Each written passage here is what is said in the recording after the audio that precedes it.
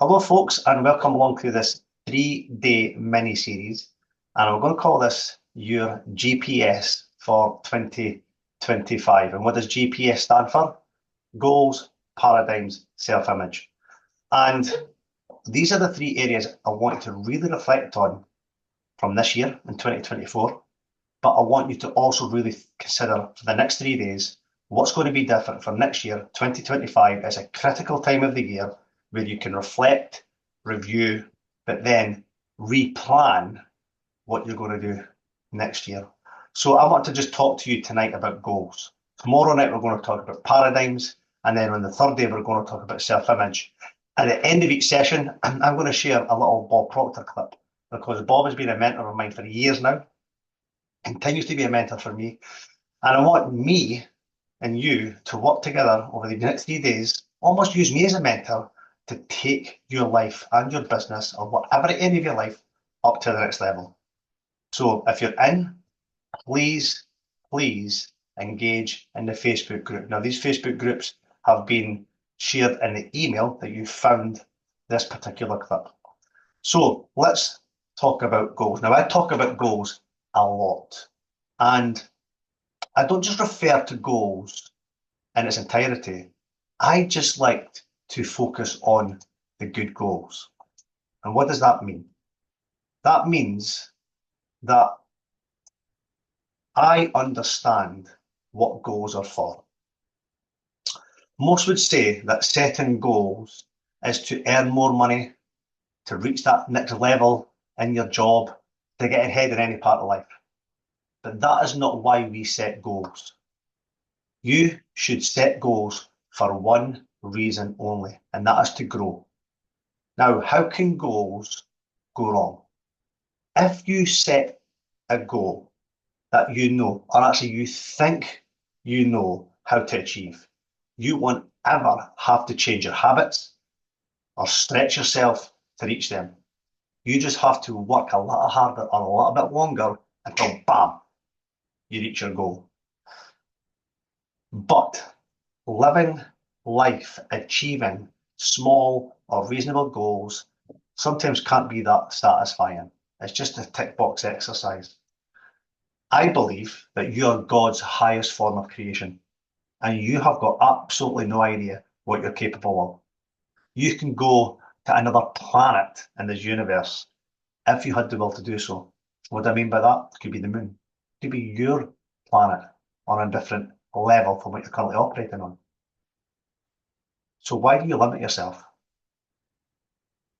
Why limit yourself to staying close to where you are and getting these similar results when you can set a goal that can help you grow into everything that I believe God meant you to be? Now, it's an absolute natural law and a natural feeling to want more or to want something bigger, because we are spiritual beings and spirit is always seeking expansion and expression. So whether you want to do a lot better, have more, run faster, or even jump higher, you can. However, if you want to make an exciting change in your life, if you're going to have to bring more of yourself to the surface, then you will require to change some of your habits and patterns. Now, see, changing habits is not an easy thing to do.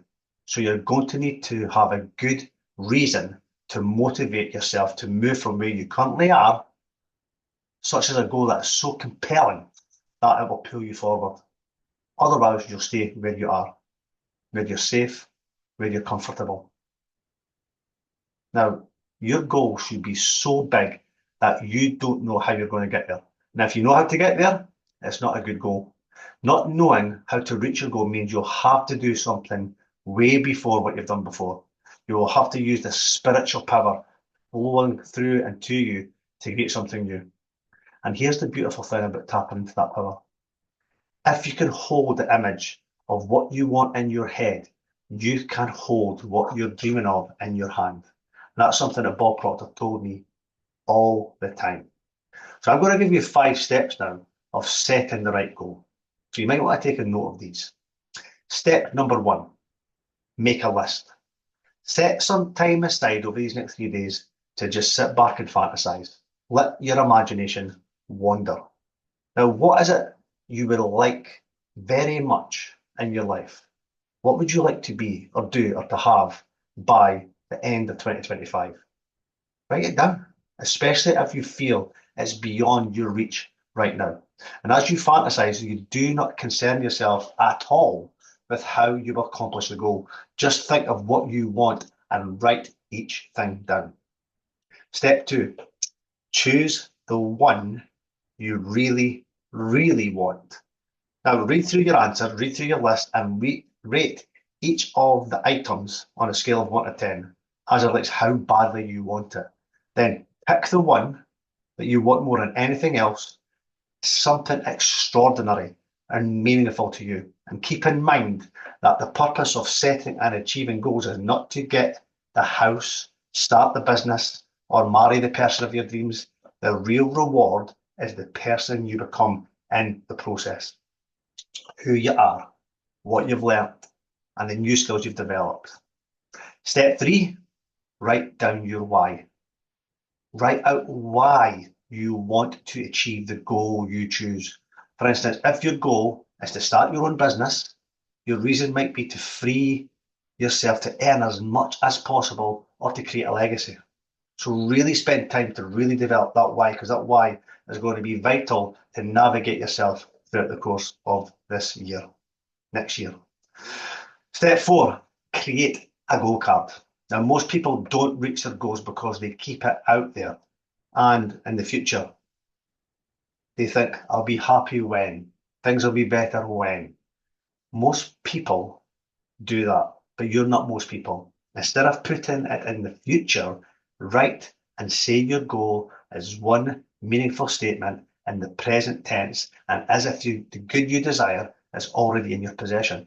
This is absolutely critical. So it could be something like, I'm so happy and grateful now that, and you fill in the remainder of it. And what to do is get it ready to print.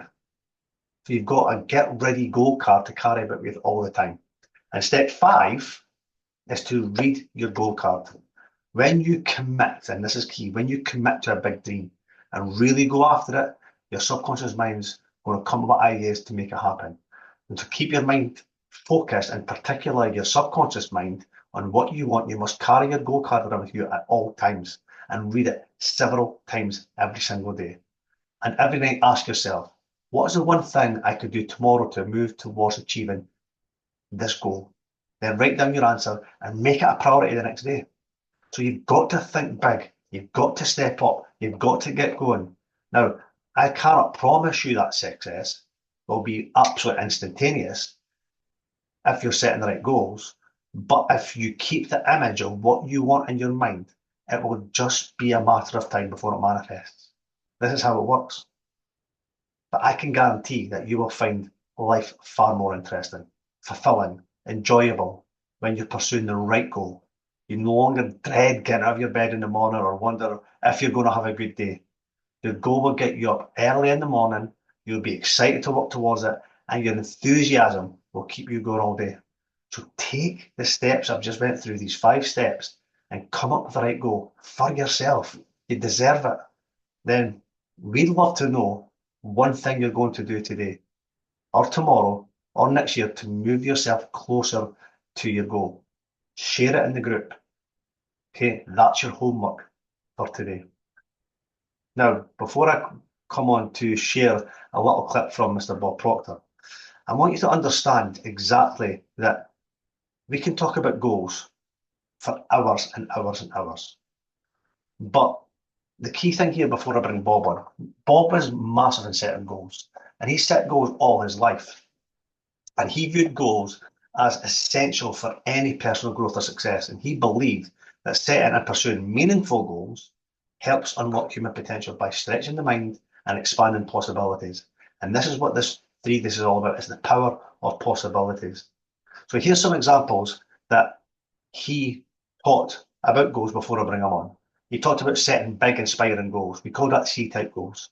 He emphasizes that setting a C-type goal is setting a goal that's so big, it's so inspiring that they almost seem impossible to achieve.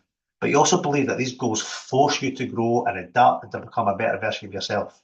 For example, he would say, if a goal doesn't scare you or excite you, it's far too small. He then said that goals must be specific. They must be clear. Bob had taught us all the time that vague goals produce vague results. Clear, specific goals with a definite purpose give the subconscious mind a clear target to work towards. And we've already said it, you would say write your goals down. Writing goals down solidifies them in the mind. Bob often advised writing goals down daily in the present tense as if they were already achieved. And that's the other example we shared earlier on in the go card. I am so happy and grateful now that I have achieved. Boom. What is that? Then we've got to believe and we've got to visualize. Bob would always stress that belief is the key to any achievement of any goal. Visualizing the end result helps align your thoughts, your emotions, and your actions towards achieving the goal. And then that allows you to take inspired action. While mindset and visualization are absolutely essential, Bob was very, very clear that action is equally as important. He taught that acting with confidence, even when unsure what the outcome would be, moves you towards your goal. And that links us to persistence, particularly through challenges. Bob would often say that quitters never win and winners never quit. So persistence, even when progress seems slow or obstacles arise, is what separates those who succeed from those who don't. Because goals cause personal growth. Now, Bob and myself, we believe that the primary purpose of a goal isn't just achieving them, but the personal transformation that occurs along the way. So, after tonight, if you would like to explore any of these ideas further, then book a call with me or Laura, and let's really start to navigate through what these goals are and what your blocks are. So what I'm going to do now is I'm going to bring Mr. Proctor on, who's going to share with you what to do to achieve any goal in your life. And after you've watched this, I'm going to come back with a quick summary, and then we can have a wee chat about what it meant. Okay, so here is Mr. Proctor. Enjoy. Hello there and welcome. I'm Bob Proctor. Do you know, I'm going into 57 years of studying Napoleon Hill's work. It's helped me build a company that operates all over the world. We work with some of the largest companies in the world, and it's all on personal growth. And the one thing that stands out in my mind above everything else is that no one can even guess at what you and I are capable of doing. I want you to think about that for a few minutes. That's a very big idea. I teach a lot. In fact, we run seminars frequently down in Los Angeles on shifting a paradigm, the paradigm shift. See, a paradigm is a program in our subconscious mind. It's built genetically and then environmentally. It's genetic, that's why we look like our relatives. And then it's environmental. It's the environment we're born into. And we literally become programmed.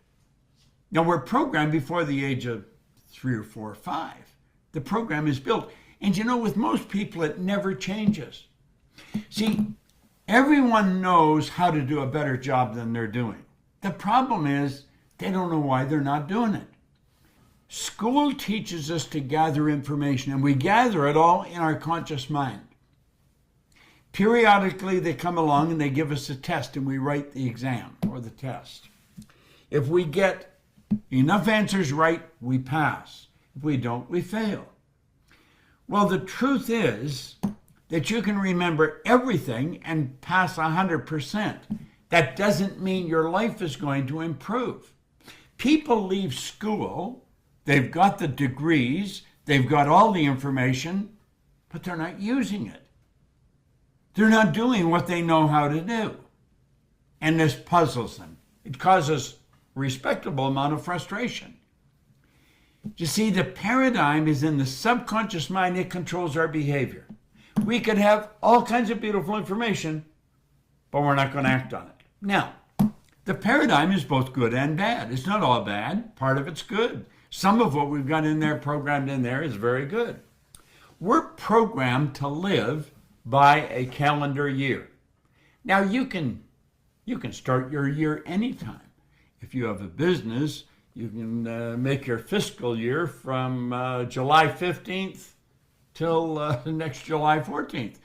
That's the way business operates. But we're programmed to live by calendar year. January the 1st, just around the corner. Now, what are you going to do through 2018? You're capable of doing phenomenal things. But isn't it strange? People start out with big ideas and boom, something happens and they crash. Now, I carry a goal card in my pocket. Okay? I write the goal on the card, and so I know exactly what I'm going to do next year.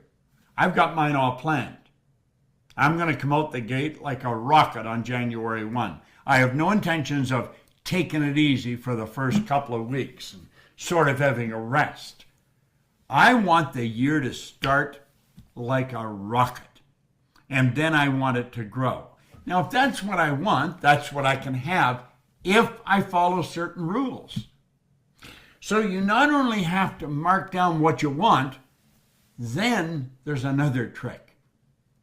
People say you've got to manage your time, and that's where they run into a real roadblock. You see, time cannot be managed. You cannot manage your time. Oh, we write things down and we buy time management programs. In fact, many, many years ago, I made one. And then I was having lunch with Earl Nightingale, and I asked him, I said, Earl, how did you become such a master of time management? He looked at me and he said, what are you talking about? He said, time can't be managed. We can only manage activities. What are you going to do with 218? You see, we're capable of doing so much more than we do. It's a decision. That's all it is, a decision. I want to recommend between now and January 1, you sit down with your pen and you say, if I give this everything I got, what could I do next year? What can I do in the first quarter, the second quarter, the third and the fourth quarter? And make each quarter bigger than the previous one. And you will have a phenomenal year. Because that's the way it works. That's the way I work. You can do the same thing. So I want you to think. You know, we've got phenomenal information. You go on YouTube, look at any of our videos, and start watching them. Expand your mind. Just expand your mind. Forget about what you've got. Think of what you'd like to have.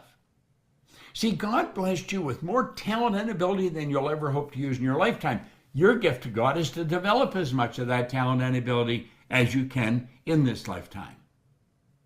You've got a great opportunity. The year's right around the corner. Now, we've got an action sheet if you want it. We've got a good action sheet laid out for you. Just leave your email, just hit the button and leave your email address and we'll send it to you. We follow a particular plan and bing, away we go. And we will not let the paradigm stop us. I want to suggest you do exactly the same thing. This is great information, but it's only as good as you make it.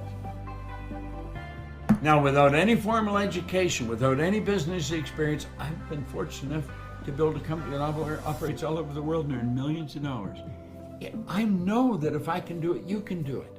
It's a matter of sitting down, writing it down, and saying, I'm going to do it. So hit the button.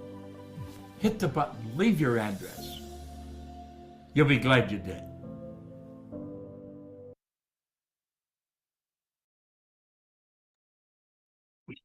So welcome back, folks. I hope you enjoyed that. Now, although that clip was back from 2018, it's still relevant to today. And Bob might be talking about hitting the button and doing that, but here's my request to you. If you want to know what our system is that can help you throughout the entire year of 2025, then we want you to get in touch. Now, we've put our Calendly link in there. I'm going to encourage you to book a call with myself or Laura. And what we will do is we're going to inform you of how that's happening. We've got a community called Thinking Into Results that has many people who are ambitious. They're business owners, they're entrepreneurs, they're solopreneurs, they're leaders, people who want to improve different parts of their life. And my question to you is this: are you willing to continue to live the way you're living?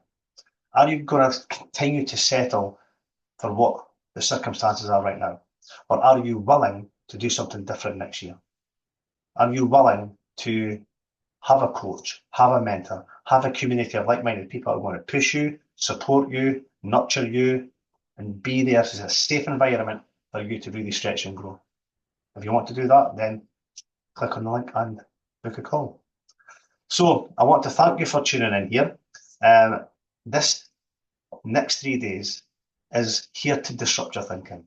It's here to ask you to do the homework. But here's the thing, 97% of you will not do the job. 97% of you will not do the work. You'll turn up, you'll think that thinking is just the way to make improvements in your life. But if you don't take action, guess what? In 12 months' time, you're going to be in the same place, doing the same thing, moaning about the same results, because you're not willing to take the risk, or take the chance, or take a leap of faith. You deserve it. We're here for you, and hopefully at some point over the next number of weeks, we can work together. I'll see you tomorrow. We're going to be talking about paradigms.